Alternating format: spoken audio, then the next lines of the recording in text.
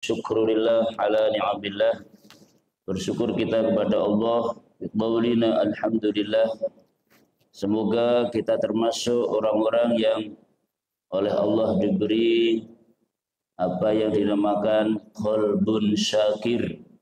Orang yang berbahagia, kata Rasulullah, Bapak Ibu, min sa'adatil mar'i, di antara tanda-tanda kebahagiaan seseorang adalah tatkala mendapatkan apa yang dinamakan qalbun syakir, hati yang pandai berterima kasih. Kemudian tanda kebahagiaan seseorang yang kedua adalah al-azwajus salihah, tatkala memiliki pasangan. Jadi yang masih jomblo segera menikah. Jadi tatkala mendapatkan atau mempunyai pasangan, apalagi pasangannya soleh dan solehah, suami soleh, istri solehah, itu orang yang berbahagia. Yang kedua, orang yang berbahagia adalah al-auladul abrar, memiliki keturunan yang baik-baik. Abrar itu jamak dari bir. Ketika pasangan suami istri oleh Allah dikaruniai anak-anak keturunan yang baik-baik, prestasinya baik, ketaatannya baik, kesolehannya baik, pokoknya terpuji di mata masyarakat dan sebagainya. Itu adalah orang yang berbahagia.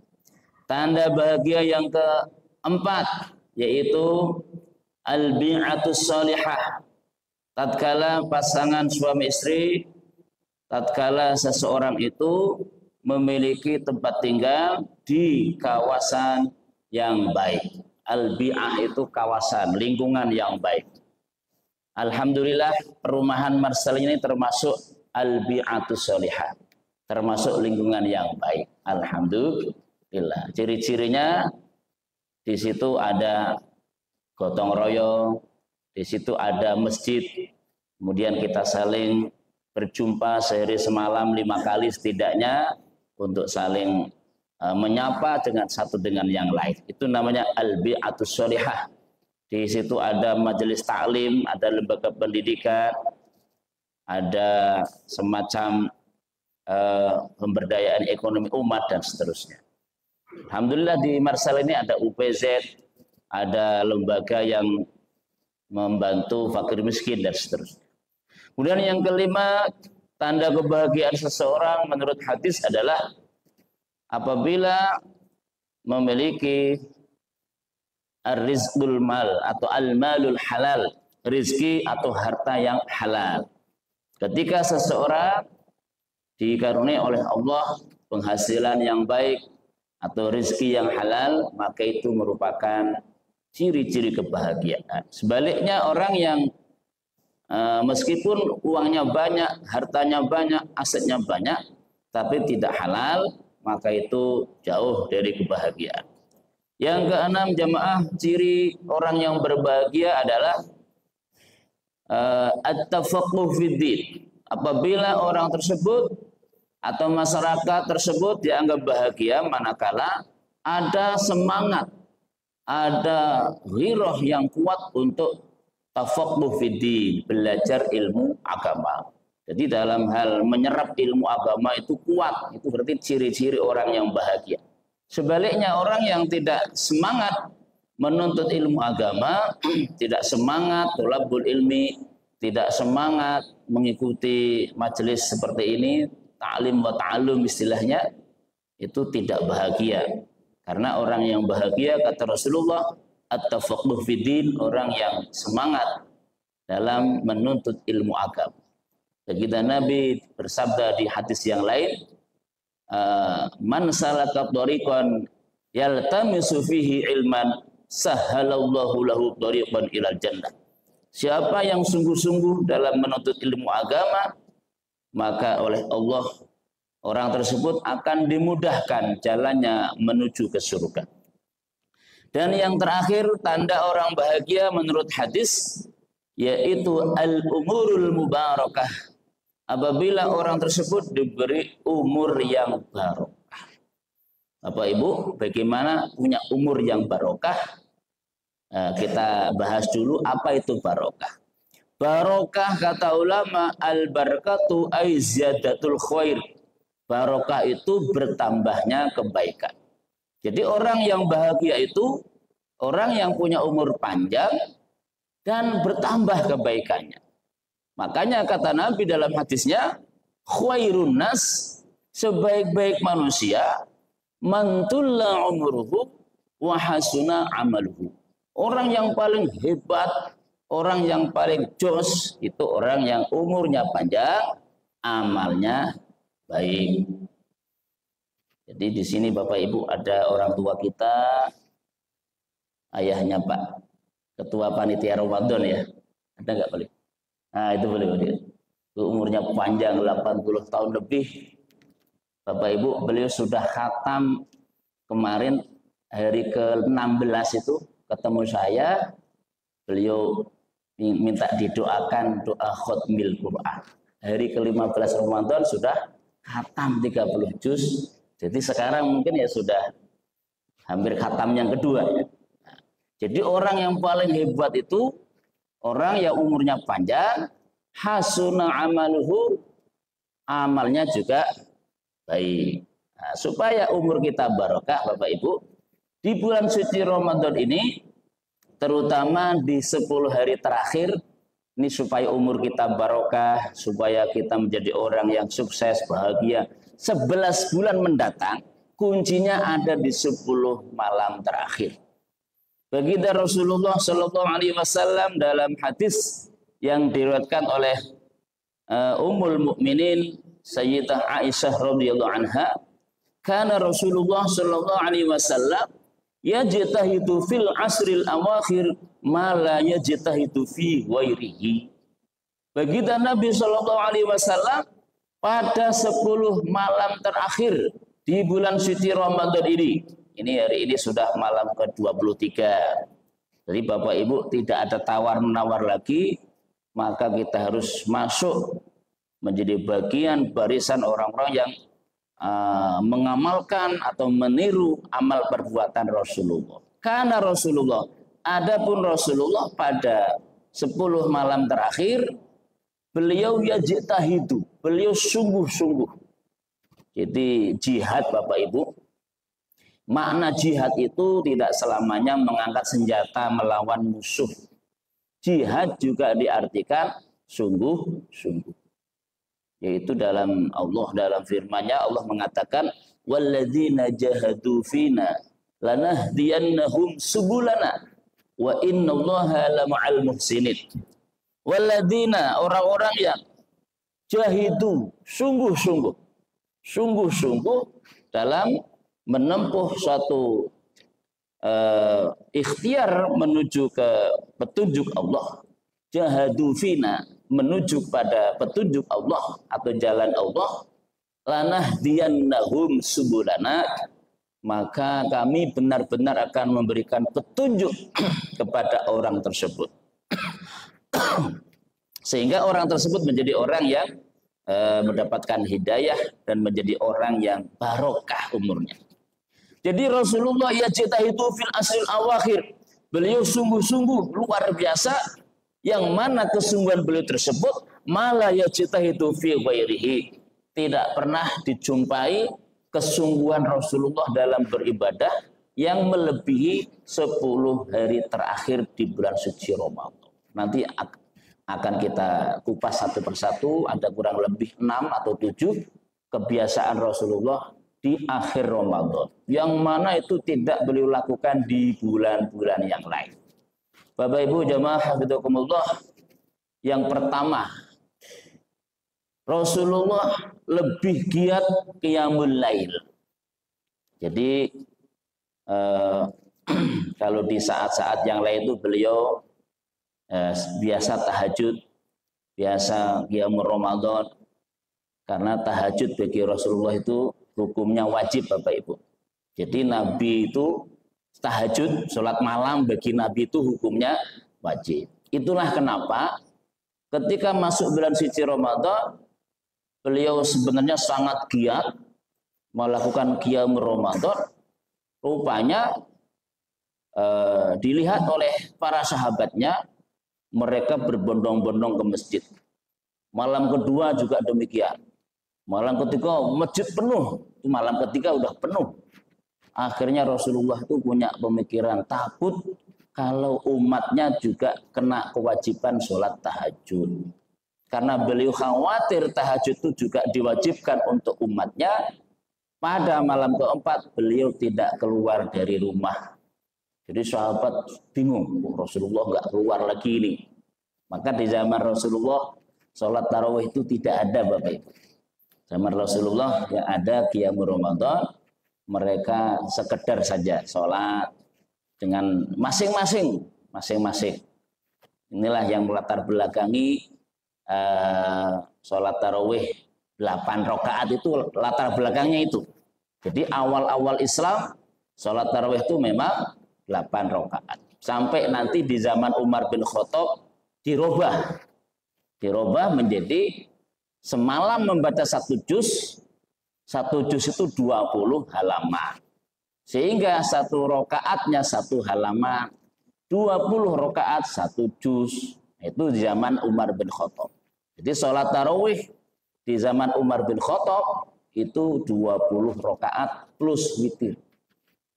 Ya, kita tidak akan memperdebatkan jumlah rakaat ya. Maksudnya supaya tahu.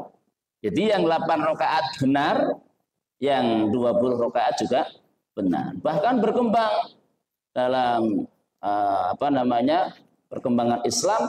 Imam Malik misalnya, beliau melakukan sholat tarawih itu sebanyak 37 rakaat.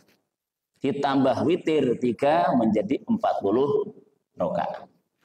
Jadi intinya Bapak Ibu, Ramadan itu adalah meningkatkan amal soleh, meningkatkan amal-amal ibadah yang sunnah. Karena Rasul bersabda, man taqarraba, siapa yang mendekatkan diri kepada Allah bi khoslatin dengan amal-amal yang sunnah, ya seperti tarawih, qiyamul Ramadan, tahajud, baca Quran, tadarus, infak, sedekah itu kan sunnah. Ya, kalau zakat wajib ya.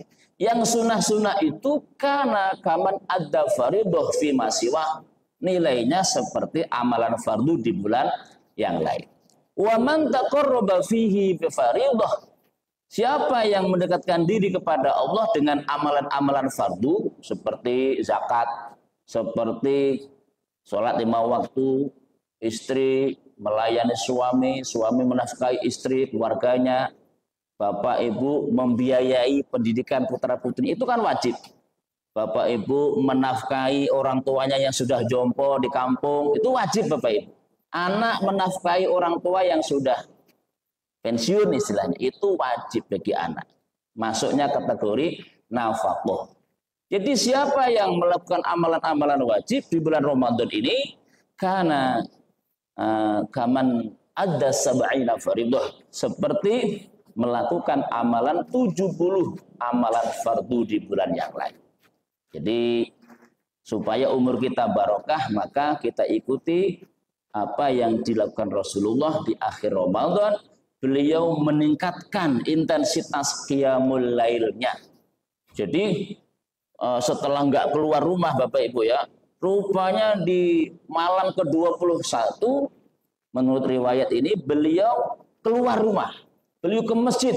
Bahkan beliau di sini diceritakan karena Nabi sallallahu alaihi wasallam yakhlitul 'ishrina bi salatin wa shaumin wa naumin fa idza kana al-'ashru sammara wa shaddal mi'zara. Nah, jadi Rasulullah itu kalau siang berpuasa, kemudian juga tidur sebentar, setelah itu beliau memasuki 10 Ramadan terakhir itu syammara wa shaddal mi'zara. Beliau bersungguh-sungguh mengencangkan sarungnya. Yang dimaksud shaddal mi'zara itu menjauhi istri-istrinya, artinya tidak tidur di rumah. Jadi 10 hari terakhir menurut hadis riwayat Imam Ahmad, Rasulullah 10 hari full meninggalkan istri-istrinya, yaitu beliau duduk iktikaf di dalam masjid. Itu yang dilakukan Rasulullah. Jadi Rasulullah tidak hanya malam, betul-betul 10 hari itu beliau iktikaf di masjid. Nah, kalau kita nggak bisa seperti Rasulullah 10 hari full, ya mungkin ambil malamnya saja. Setidaknya habis maghrib itu sampai subuh di masjid. Kalau nggak bisa habis maghrib sampai subuh, ambil yang paling ringan, yaitu setelah tarawih pulang, istirahat, tidur dulu, nanti jam 1 ke masjid lagi. Itu sampai 10 malam. Bapak Ibu, yang kedua, yang dilakukan Rasulullah pada 10 hari yang terakhir, beliau kan bersabda, taharrau lailatal qadr fi isril awakhir min Ramadan. Carilah, kejarlah, sungguh-sungguhlah engkau mendapatkan Lailatul Qadar itu pada 10 hari yang terakhir. Betul-betul sungguh-sungguhlah. Nah, beliau tidak hanya memikirkan diri sendiri, diriwayatkan oleh dalam Bukhari Muslim, kana Nabi sallallahu alaihi wasallam idza dakhala al-asru shadda mizarahu wa ahya lailahu wa iqadha ahlahu. Baginda Nabi Shallallahu Alaihi Wasallam di 10 Ramadan terakhir, beliau di samping mengencangkan sarungnya tadi, jadi tidak tidur di rumah, wa ahya lailahu, beliau menghidupkan malam Ramadan penuh. Sepenuh malam itu beliau qiyamul lail, beliau di masjid, tadarus, baca Quran, macam-macam. Pokoknya beliau taruhlah sampai tertidur itu nggak sengaja. Jadi kalau iktikaf di masjid Bapak Ibu, misalnya kok bawa alat tidur itu ya boleh saja, tapi bukan niat untuk tidur ya, bukan niat untuk tidur. Kalau sampai bawa selimut, tujuannya untuk tidak masuk angin. Karena Masjid Baitul Amal ini panitia Ramadannya mantap sekali, ketua DKM-nya juga luar biasa, pendinginannya sekarang luar biasa. Kalau nggak bawa selimut dijamin kedinginan. Jadi bawa selimut boleh, tapi tidak niat untuk tidur. Adapun ngantuk ya, namanya ngantuk kan nggak sengaja, boleh ngantuk.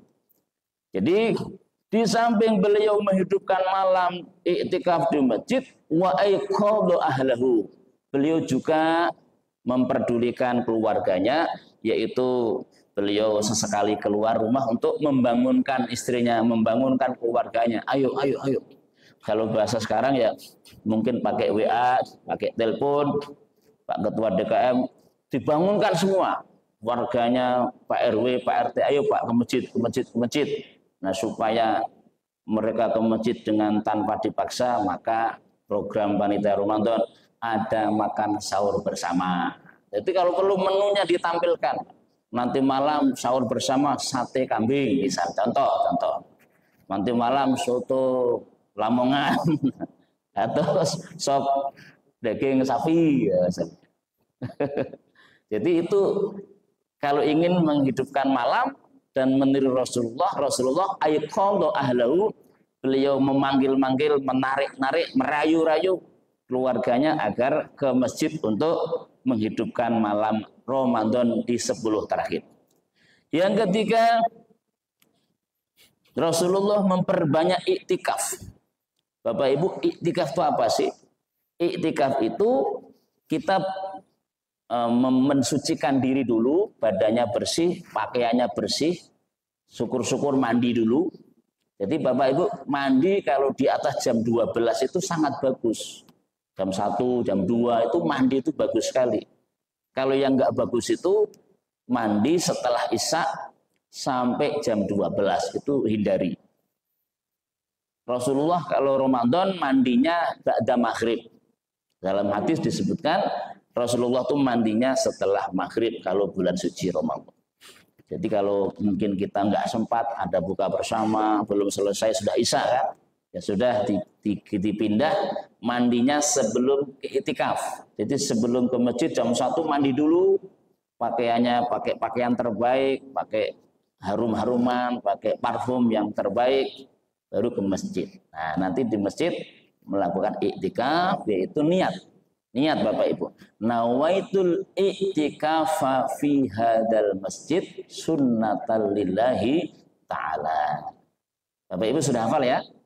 Jangan tidak niat. Kalau tidak niat ya yang namanya innamal a'malu binniyat. Amal itu tergantung nih niatnya. Jadi kita niat iktikaf, nawaitul iktikafa fi hadzal masjid sunnatan lillahi ta'ala. Anna Nabi sallallahu alaihi wasallam kana ya'takiful asrul awakhir min Ramadana hatta tawaffahullah.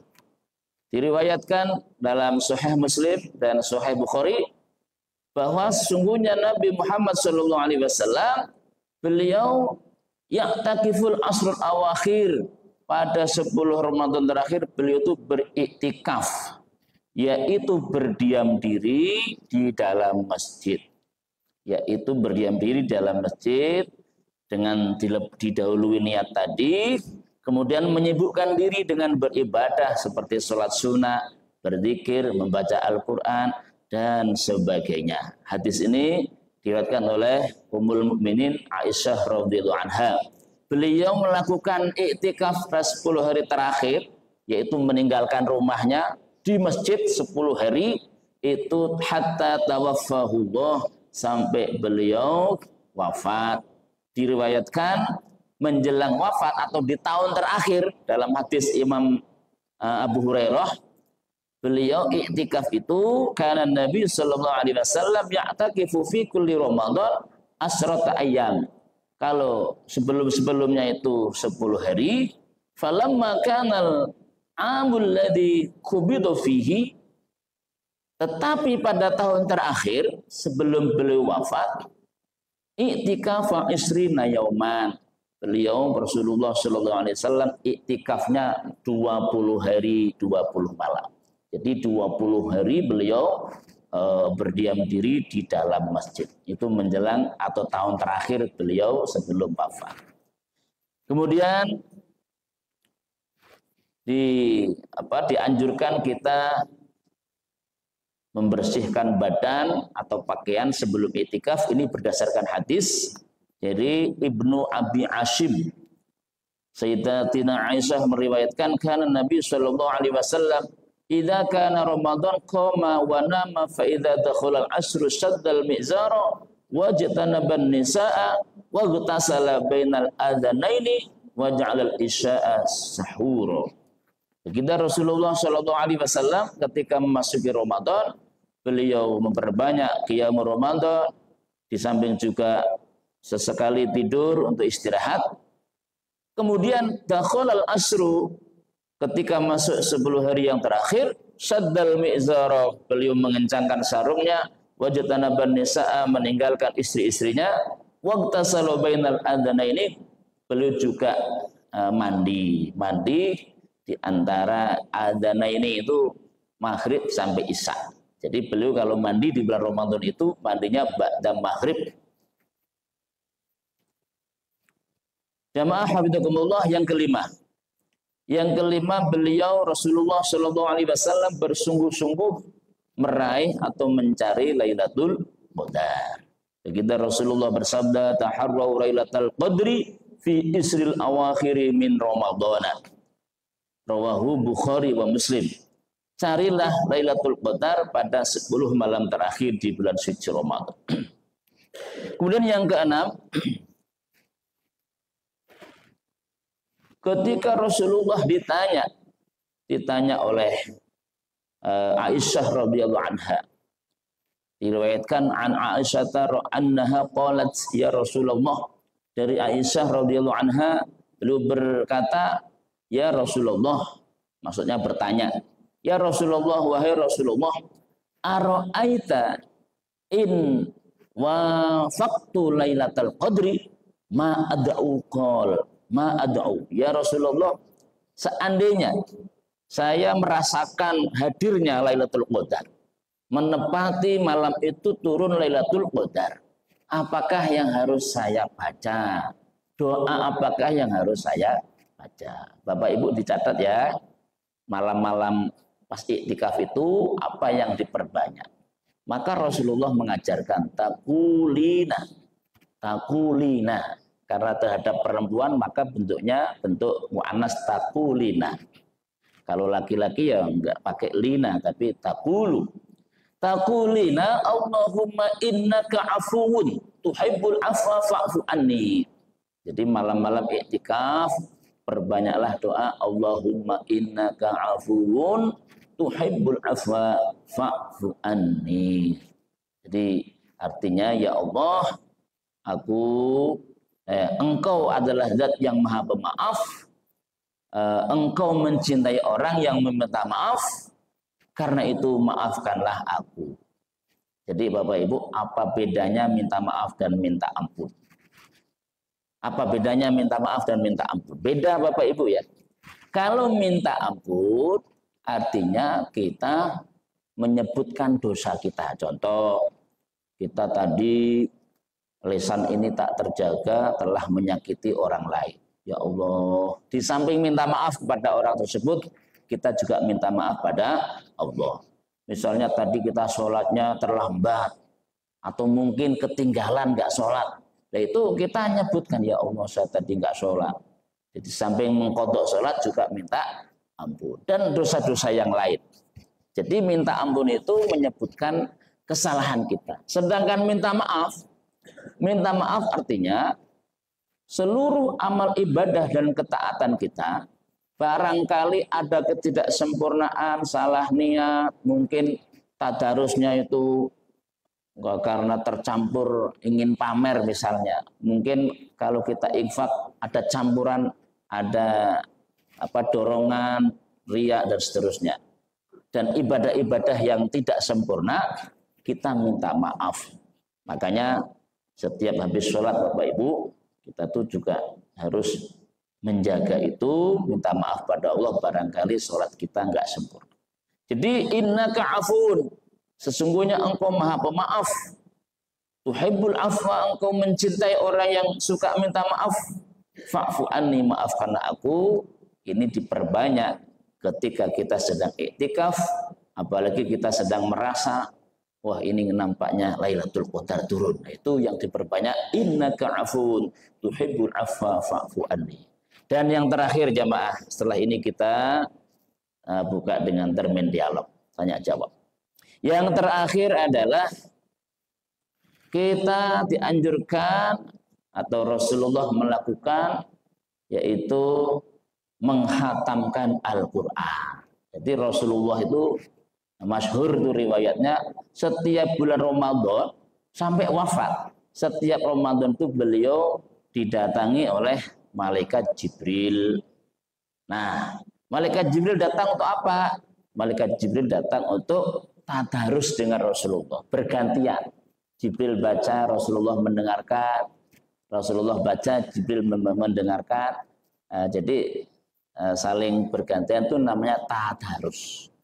Tadarus itu membaca bergantian artinya Bapak Ibu. Tadarus saling mengingatkan, saling membaca dan seterusnya. Maka khusus untuk amalan tadarus Bapak Ibu sampai khatam ini satu amal yang luar biasa. Rasulullah bersabda, "Idza khatamal abdu al-Qur'an, shalla alaihi inda khatmihi situna alfi malakin." Ketika seseorang itu khatam Al-Quran, maka ketika khatam tersebut, doa orang ini diijabah oleh Allah Subhanahu wa Ta'ala, turun kepada majelis khatmil Quran sebanyak situna alafi malakin, sebanyak 60.000 malaikat untuk mengaminkan doa orang yang khatam Quran. Maka tidak hanya Ramadan sebenarnya, setiap saat kita khatam Quran, karena doa kita itu mustajab dan malaikat hadir sejumlah 60.000 malaikat, kita disunnahkan Bapak Ibu kalau khatam Quran itu mengumumkan atau memberitahukan kepada tetangga, kepada handetolan, kepada sahabat dekat, saya alhamdulillah khatam, ayo kumpul kita. Nah, apakah di rumah, apakah di masjid, kemudian tasyakur atau mengekspresikan rasa terima kasih kepada Allah Habis kumpul-kumpul ya biasa makan minum untuk kita menikmati atau mensyukuri nikmat bisa khatam Al-Quran. Maka Bapak Ibu nanti insya Allah malam ke-25 di masjid yang kita cintai ini nanti akan diadakan syukuran khatam Quran. Bapak Ibu semuanya hadir. Dalam hadis yang sahih, majelis khatmil Quran itu nanti akan dihadiri situna alafi malaki, 60.000 malaikat. Bapak Ibu demikian 7 amalan yang sangat dianjurkan di akhir Ramadan. Mudah-mudahan kita sama-sama bisa saling berjibaku, saling mengingatkan, saling memakmurkan masjid. Mudah-mudahan kita semuanya tergolong orang-orang yang beruntung mendapatkan Lailatul Qadar. Beruntung karena ibadah kita dinilai lebih bagus dari ibadah 1000 bulan. 1000 bulan itu 83 tahun lebih Bapak Ibu. Kita dinilai ibadah full, luar biasa. Demikian, wallahu a'lam bishawab. Silakan barangkali Bapak Ibu ada yang mau menambahkan, atau mungkin ada ditanyakan, dipersilakan.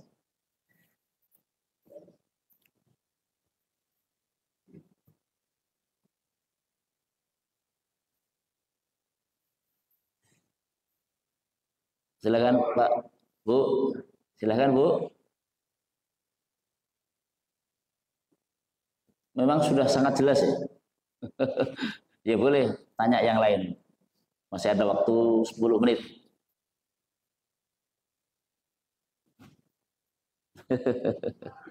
Ya silakan Bu. Kasih mic. Nah, itu ada. Ibu dulu.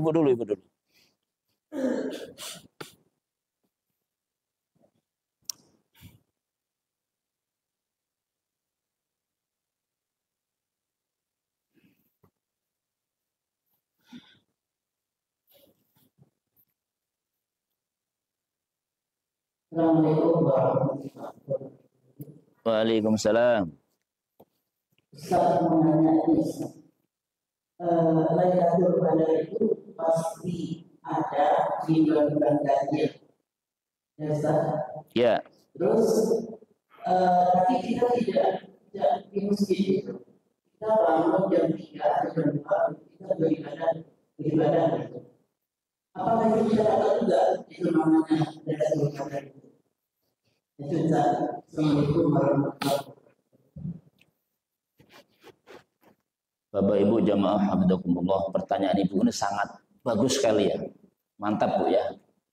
Jadi dulu Rasulullah itu menceritakan kepada para sahabat. Beliau menceritakan sebuah kisah kehidupan orang-orang Bani Israel. Maksudnya umat-umat terdahulu itu kan umurnya panjang, badannya kuat, posturnya tinggi, besar gitu. Sehingga orang dulu itu kalau beramal ibadah Bapak Ibu, itu ada yang ibadah itu bisa 500 tahun. Itu Rasulullah menceritakan begitu. Ada yang 500 tahun itu full beribadah. Ada juga yang berjihad fisabilillah, berperang itu full 1000 bulan. Itu kisah-kisah seperti itu diceritakan kepada para sahabat. Akhirnya para sahabat itu nangis Bapak Ibu. Nangis. Nangis itu nangisnya iri. Loh, mereka kok luar biasa seperti itu. Sedangkan kami, beliau protes, para sahabat protes. Karena Nabi bersabda, Al-a'maru ummati, umur umatku, baina sittina wa sab'ina sanatan. Umur umatku itu antara 60 sampai 70 tahun. Jadi Rasulullah itu bersabda betul ya. Maka Bapak Ibu jangan merasa ingin hidup 100 tahun. Jangan, karena umat Nabi Muhammad itu sudah disabdakan beliau antara 60 sampai 70 tahun. Jadi kalau sekarang kok 80 itu ya bonus itu. Ya, yang sekarang 60 persiapan. Jadi karena umat Nabi Muhammad itu umurnya pendek-pendek, diceritakan umat terdahulu tuh ada yang ibadah 1000 bulan. ada yang ibadah 500 tahun. Maka mereka protes, menangis. Karena para sahabat menangis, Rasulullah sedih. Sedih, beliau munajat. Beliau munajat. Gimana ini menghibur sahabat ini. Akhirnya Allah menurunkan surah Al-Qadr. Inna anzalnahu fi lailatul qadr wa ma adraka ma lailatul qadr. Lailatul qadri khairum min alfi syahr. Tanazzalul malaikatu warruhu fiha bi'izni rabbihim min kulli amr. Salamun hiya hatta matla'il fajr. Jadi umat Nabi Muhammad, kata Rasulullah dalam hadis riwayat Jabir, sahabat Jabir radhiyallahu anhu, diberikan keistimewaan yang tidak pernah diberikan kepada umat sebelumnya. Meskipun umurnya pendek, meskipun lahir di akhir zaman, tapi umat Nabi Muhammad itu diberi keistimewaan, salah satunya diberikan Lailatul Qadar. Siapa yang beribadah di malam tersebut, ibadahnya dinilai melebihi seperti ibadah 83 tahun lebih. Harapannya setiap tahun dapat, Bapak Ibu ya, setiap tahun dapat 83 tahun, dapat lagi, maka ngimbangi ibadahnya umat terdahulu. Ya kalau nggak bisa setiap tahun ya paling tidaklah tahun ini Bapak Ibu ya, berusahalah tahun ini, mudah-mudahan ya kita dapat. Nah, siapa yang dapat? Ini pertanyaan ini Bu tadi ya. Apakah mereka yang hanya itikaf di masjid? Terus bagaimana dengan yang tidak sempat? Mungkin masuk kerjanya malam hari, mungkin ada tugas harus keluar kota. Nah, gimana? Jadi Bapak Ibu, yang akan mendapatkan Lailatul Qadar itu yang jelas orang yang beribadah di malam tersebut. Nah, ibadah itu luas. Ibadah itu luas, tidak hanya iktikaf, apapun yang di situ dengan niat taat kepada Allah. Misalnya orang yang nggak sempat ke masjid tapi dia bekerja. Nah, ketika bekerja itu diniatkan mencari nafkah yang halal untuk menghidupi keluarganya, itu juga ibadah. Siapa yang sedang beribadah malam itu, beribadah dengan berbagai bentuk tadi, ada yang mencari nafkah, ada yang mungkin pas malam itu sedang perjalanan ke kampung, mudik misalnya. Mudik kan ibadah. Mau silaturahmi, mau jumpa orang tua, keluarga kan ibadah. Jadi pokoknya siapapun yang sedang beribadah tidak harus itikaf, tidak harus di dalam masjid. Semua yang niatnya ibadah itu berpotensi, berpeluang dapat Lailatul Qadar. Apalagi yang memang betul-betul full iktikaf, jadi peluangnya sangat besar. Jadi demikian Bapak Ibu ya, Ibu jawabannya. Jadi ini kalau mau suci didahulukan yang mana? Nah, seperti itu Bu ya. Ya, jadi begini Bu. Bedanya kalau hubungan suami istri dengan haid itu kan, kalau hubungan suami selesai, maka selesai, tinggal mandinya.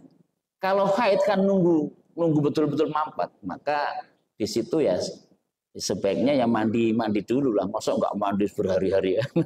Jadi mandi dulu dari hadas besarnya. Tapi karena ibu sedang haid, hadas besarnya masih gitu ya. Orang habis berhubungan suami istri belum sempat mandi kok haid. Bapak Ibu meskipun mandi ya tetap saja hadas besar. Seperti itu. Jadi mandinya tidak menghilangkan hadas tapi hanya untuk bersih-bersih. Tetap hadas besar yang dilarang untuk masuk masjid, iktikaf, puasa, sholat, dan seterusnya. Itu kalau haid. Tapi kalau hanya hubungan suami istri, setelah mandi, maka suci kembali. Boleh sholat, boleh iktikaf, dan seterusnya. Bisa dipahami Bu? Bisa ya? Nah, seperti itu.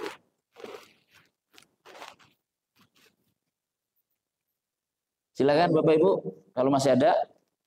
Kalau enggak, kita lanjut ke sholat Isra atau istirahat karena tadi malam sudah begadang atau iktikaf tentu kita semuanya capai. Cukup ya Bapak Ibu ya.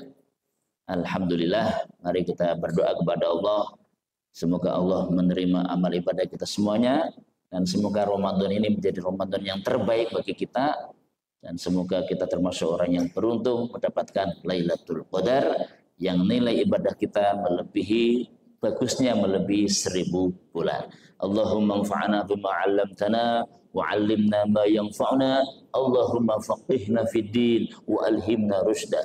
Allahumma ja'alna min ibadikal muttaqin waj'alna min ibadikasy syakirin waj'alna min ibadikasy sholihin. Allahumma innaka 'afuwun tuhibbul 'afwa fa'fu anna ya karim. Rabbana taqabbal siyamana waj'alna min khairis shaimin wa taqabbal qiyamana waj'alna min khairil qaimin wa taqabbal qira'atana waj'alna min khairil qari'in wa taqabbal infaqana waj'alna min khairil munfiqin wa taqabbal shadaqatana waj'alna min khairil mutasaddiqin wa taqabbal zakatana waj'alna min khairil muzakkin. Rabbana atina fid dunya hasanah wa fil akhirati hasanah wa qina adzabannar. Wa sallallahu ala sayyidina Muhammad walhamdulillahi rabbil alamin. Assalamualaikum warahmatullahi